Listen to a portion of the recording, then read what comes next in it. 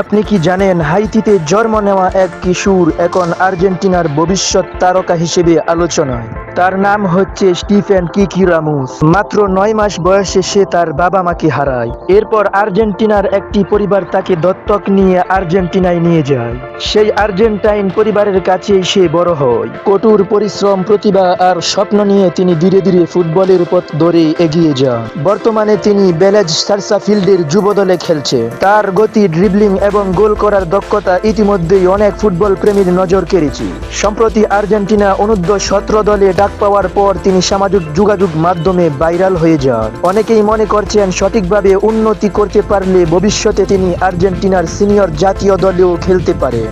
তবে মনে রাখতে হবে তিনি এখনো তরুণ একজন ফুটবলার। সামনে আরো অনেক পথ পাড়ি দিতে হবে। কিন্তু তার গল্প প্রমাণ করে প্রতিভা, পরিশ্রম আর কঠোর সুযোগ একসঙ্গে মিললে অসম্ভব সম্ভব হয়ে ওঠে। আপনার কি মনে হয় কিকি রামোস কি একদিন লিওনেল মেসির মতো আর্জেন্টিনার বড় তারকা হয়ে উঠতে পারবেন? আপনার মতামত কমেন্টে জানান।